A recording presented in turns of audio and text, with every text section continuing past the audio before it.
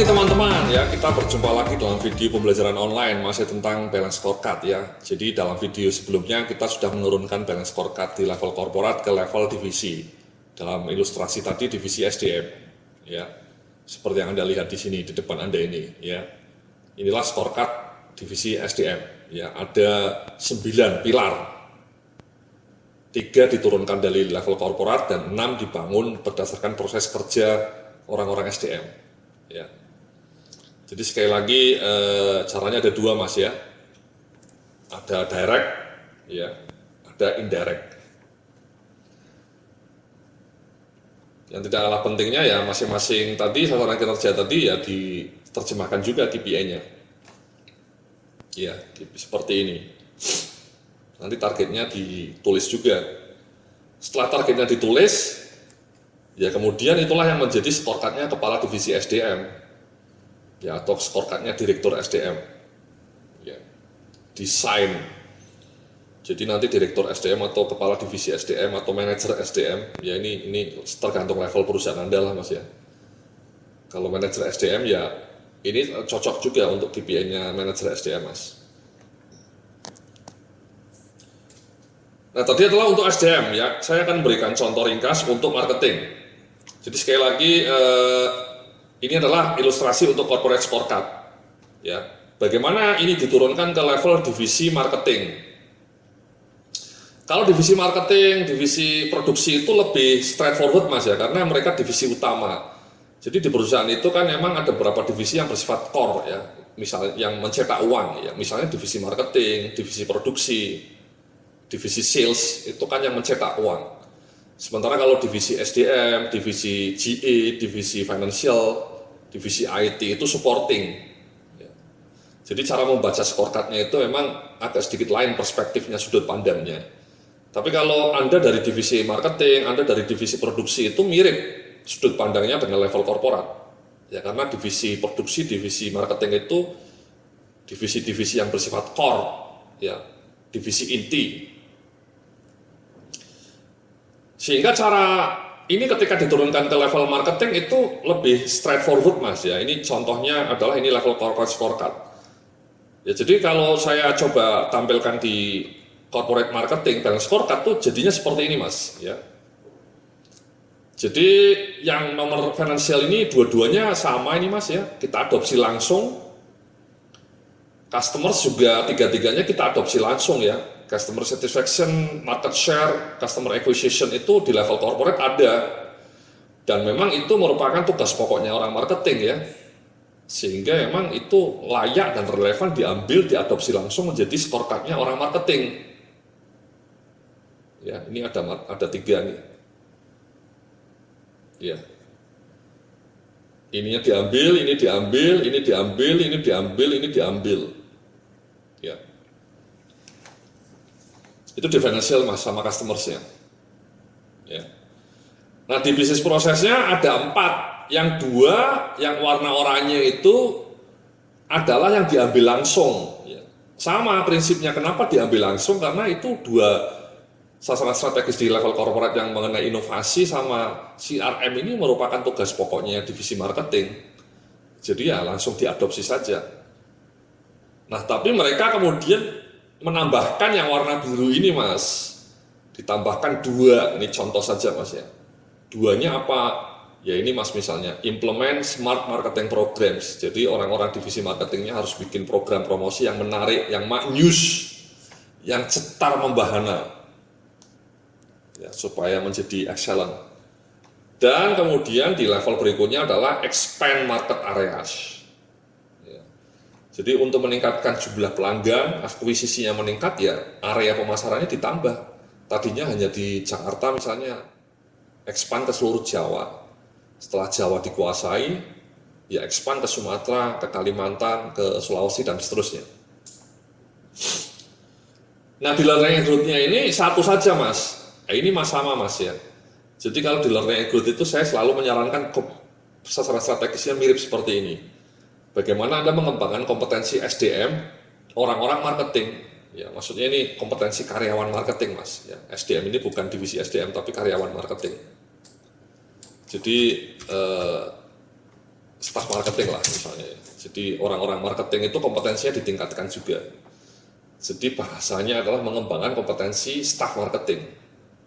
Jadi mereka dikasih training lah mengenai marketing research, mengenai marketing positioning, branding, dan seterusnya. So inilah mas ya, marketing, balance scorecard untuk level marketing. Sekali lagi, mostly ya kalau ini karena marketing ini divisi inti, mostly sasaran strategisnya diadopsi langsung yang warna oranye itu. Orang marketing hanya menambahkan 3 sasaran strategis baru, yakni warnanya biru. Nah berikutnya ya tentu dikasih KPI juga mas ya, KPI-nya mirip lah dengan level korporat. Misalnya kalau KPI-nya implement smart marketing ini, katakanlah persentase penyelesaian program marketing. Jadi misalnya Anda punya 10 program promosi, ya 10-10-nya bisa menjadi tereksekusi. Ya. Kemudian kalau expand market areas, KPI-nya juga sederhana, jumlah area pemasaran baru. Misalnya tahun depan Anda punya target area pemasaran barunya nambah 10 area baru. Jadi KPI-nya jumlah pemasaran area baru. Ya, jadi kalau yang di sini misalnya KPI-nya adalah jumlah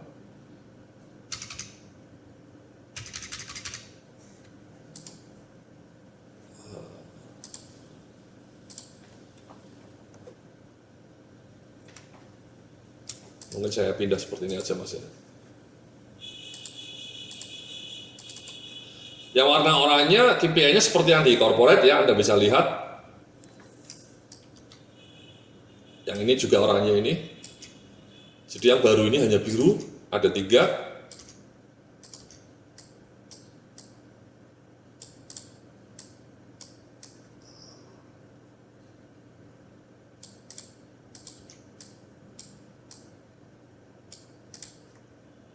Yang ini misalnya KPI-nya adalah tingkat penyelesaian program promosi pemasaran gitu ya.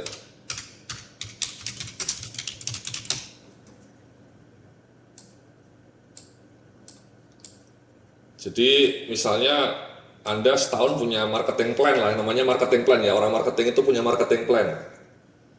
Berapa persen itu marketing plan-nya? Mungkin dalam marketing plan-nya itu ada sampai 10 item gitu ya.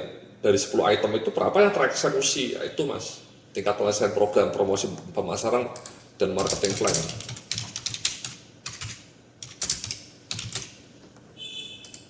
Ini KPI-nya mas.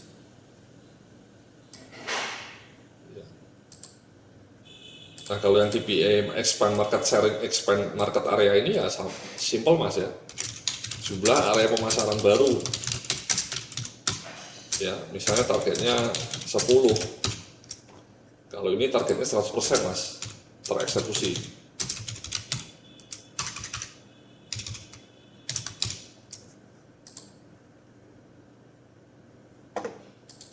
Jadi itu mas ya, area pemasaran baru. KPI yang lebih, atau misalnya jumlah distributor baru gitu ya.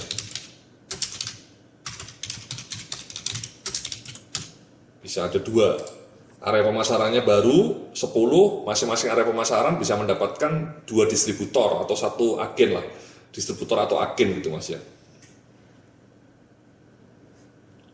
Nah kalau yang terakhir ini KPI-nya sama seperti yang orang SDM tadi ya, sektor kompetensi, staff marketing, rata-rata skor kompetensi. Jadi orang-orang marketingnya dicek, dites, tertulis, paham nggak mengenai ilmu branding, paham nggak mengenai ilmu pricing, paham nggak mengenai ilmu marketing plan gitu ya. Jadi ini KPI-nya mas. Ya. Tinggal kasih target. Ya. Jadi seperti itu mas ya. Ini untuk marketing, untuk balance scorecard level marketing ya, divisi marketing diturunkan ya. Sama sekali lagi ada 3 yang baru dan yang lainnya di drive dari korporat. Itu untuk divisi marketing mas. Nah kalau untuk divisi produksi seperti ini contohnya ya, sama ini mas ya. Orang produksi ini eh, merupakan divisi inti, ya. Jadi sasaran strategisnya seperti ini, Mas, ya. Ada beberapa yang menginduk ke korporat, ya, misalnya kos di korporat kan ada mengendalikan biaya, Mas, ya. Tapi ketika diturunkan ke produksi ya ditulis seperti ini, Mas, manage production cost efficiency. Jadi orang-orang produksi harus mengendalikan biaya dari sisi biaya SDM, biaya produksi. Kalau Anda lihat di SDM kan ada mengendalikan biaya ini, Mas, biaya karyawan, mengendalikan biaya karyawan secara efisien, ya. Jadi biaya karyawan. Di marketing juga ada tadi, ya, marketing cost efficiency.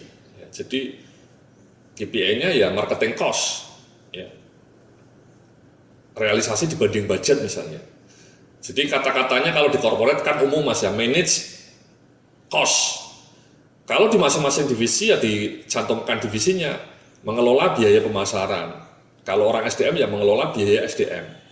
Kalau orang produksi ya mengelola biaya produksi. Ya, jadi seperti ini, Mas. Kemudian di sisi lain, orang produksi juga membantu peningkatan sales revenue yang ada di korporat dengan cara meningkatkan kapasitas produksi. Ya. Seringkali salesnya menjadi tersendat kalau produksinya itu bottleneck. Ya, permintaannya tinggi tapi produksinya tidak bisa ngejar, itu sering terjadi.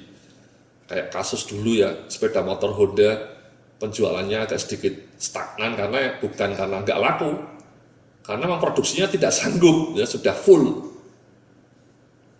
Nah, ini misalnya katakanlah ya ekspansi pabrik baru nanti KPI-nya, ya. Kemudian enhance customer satisfaction by great product quality, ya. Jadi customer satisfaction ini ada di level korporat, Mas, tapi orang produksi mencoba menyumbang customer satisfaction dengan cara menghasilkan produk-produk yang berkualitas. Kemudian achieve in operational excellence in production, ini juga ada di level korporat, ya, achieve operational excellence bahasanya di level korporat. Kalau di produksi ya kita tulis achieve operational excellence in production. Kemudian manage dramatic growth ini juga sudah ada di level korporat, ya, diadopsi langsung.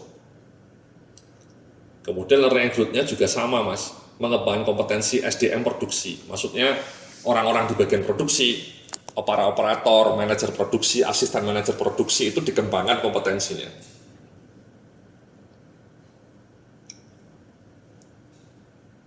Ya, jadi seperti ini, Mas. Ya. Sama, Mas. Kemudian ini juga masing-masing dibikin KPI-nya, ya. Sekali lagi ada 5, ya, ada 6 produksi, ya. Saya bikin sederhana.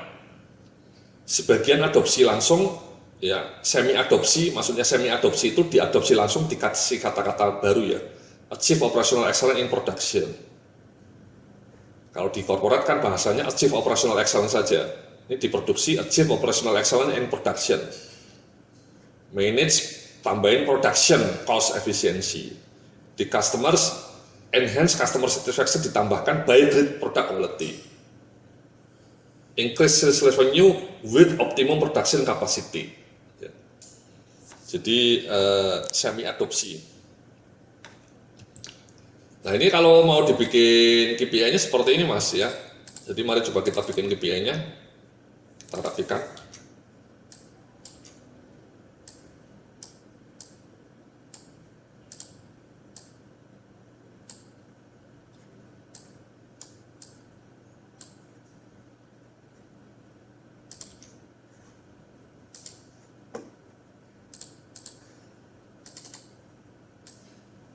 Berikutnya aja nanti.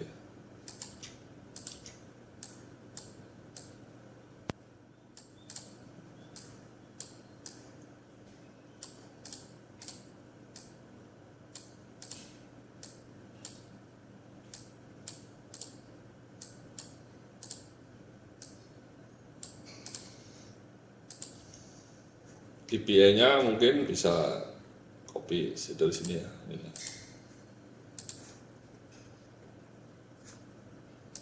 Yang pertama biaya, ya, misalnya biaya produksi lah, ya,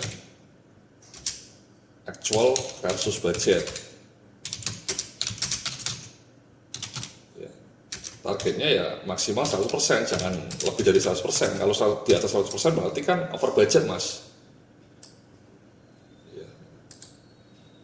Jadi biaya produksi kan selalu sudah ada anggarannya, Mas, ya. Tiap tahun sudah dianggarkan, kalau bisa maksimal 100%, jangan over budget. Kalau over budget berarti bleeding.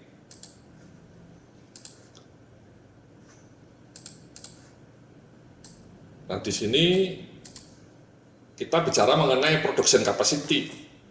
Ya, misalnya jumlah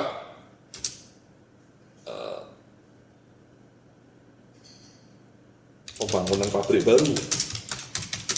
Ya, maksudnya Anda bikin pabrik baru supaya kapasitasnya nambah. Atau misalnya tingkat utilisasi mesin. Ya, jangan utilisasi mesinnya cuma 60%, 70%, atau 80% karena sering terjadi kerusakan. Ya, kalau bisa utilisasinya ya 95%, Mas, ya, tinggi gitu ya. Ini pabrik barunya nambah 1 misalnya.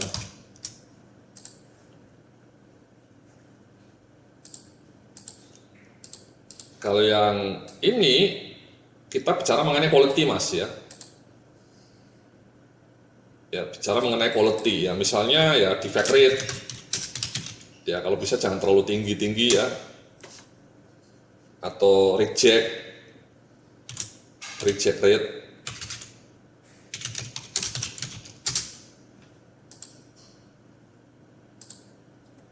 Jadi defect rate itu maksudnya gini, Mas.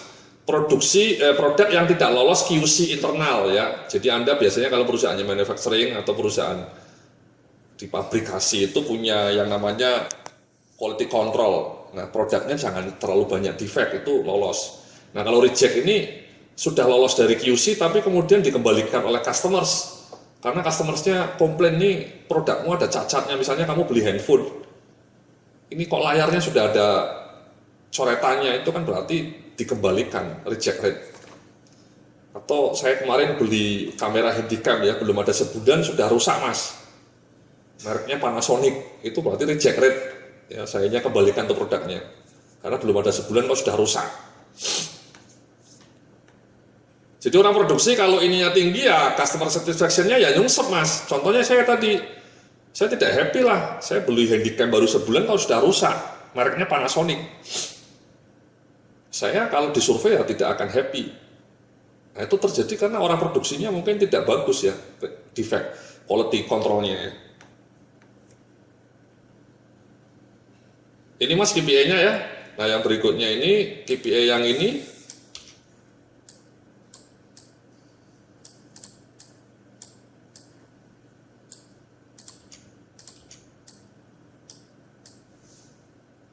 KPI yang Achieve Operational Excellence in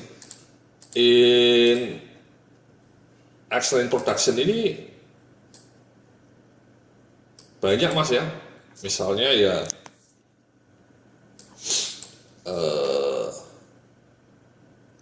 waste-nya gitu ya. Waste-nya jangan banyak-banyak ya. Waste rate jangan terlalu tinggi waste-nya misalnya. Maksudnya barang buangannya. Atau kemudian persentase order barang yang diproduksi tepat waktu gitu, Mas, ya.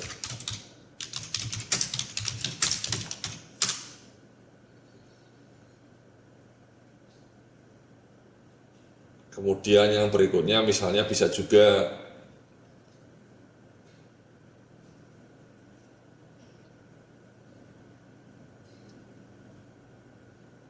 stok ya. Jadi stok istilahnya itu inventory stock level.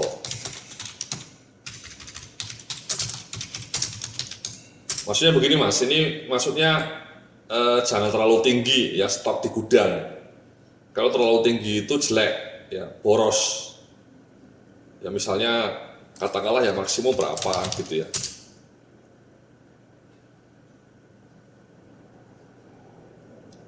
Maksud saya level inventory-nya itu maksimum misalnya 15 hari gitu ya. Jadi barang-barang di gudang itu dicadangkan dalam waktu 15 hari. Itu bagus itu Mas. Kadang-kadang kan perusahaan pabrik itu punya stok yang sampai di gudang disimpan untuk pemakaian sampai 3 bulan ke depan, itu kan boros Mas. Itulah kenapa di Toyota disebutnya zero inventory. Ya. Jadi mereka sebutnya just in time inventory. Begitu underdeal mau bikin mobil, underdealnya itu langsung datang dari supplier, langsung dibikin hari itu juga. Jadi gudangnya nyaris zero Mas. Namanya itu just in time inventory. Jadi barang datang dari supplier, hari itu juga dibikin selesai. Itu excellent itu Mas. Nah di banyak perusahaan Indonesia tidak sanggup seperti itu supply chain-nya harus canggih ya. Koordinasi Anda dengan supplier itu sangat tinggi. Bahkan database komputer Anda dengan database komputer supplier itu terkonek. Jadi mereka juga bisa membaca produksi Anda. Begitu barang Anda di gudang sudah mau habis, mereka langsung nyetok tanpa ditelepon, tanpa diperintah ya, sudah otomatis. Ya, jadi itu namanya zero inventory Mas, just in time inventory. Nah ini 15 hari ini masih boros ya. Mungkin Anda bisa turunkan lagi ya, menjadi 3 hari atau 7 hari. Kemudian manage dramatic growth ya, KPI-nya tadi sudah ada di level korporat ya, misalnya jumlah produk baru, ya jumlah produk baru.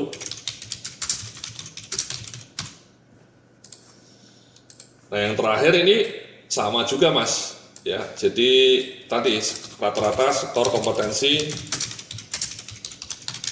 staf produksi, ya atau SDM produksi lah. Jadi itu Mas KPI-nya Mas, ya. So itulah Mas ya. Jadi contoh untuk bagaimana menurunkan cascading level balance scorecard atau level produksi ya. Sekali lagi produksi ini bagian utama, bagian inti, jadi lebih straightforward. Ya, dibikin simple saja, tapi KPI-nya strong, KPI-nya terukur. Ya. Sama ini marketing tadi ya, sudah kita bikin KPI-nya juga harus terukur. Jadi itulah Mas ya. Jadi sekali lagi itulah pembelajaran kita mengenai balance scorecard ya. Kita sudah belajar bagaimana menyusun sasaran strategis seperti ini ya, menyusun contoh-contoh sasaran strategis tadi di video-video pertama. Saya juga sudah kasih contoh KPI-nya. Kemudian kita baru saja juga bicara mengenai bagaimana cascading dari level korporat ke level divisi. Demikianlah pembelajaran kita mengenai balance scorecard, mudah-mudahan bermanfaat bagi kinerja bisnis Anda di masa kini dan di masa mendatang. Sehingga perusahaan Anda atau kantor Anda menjadi cetar membahana kinerjanya. Oke, terima kasih, salam sukses, penuh kemuliaan.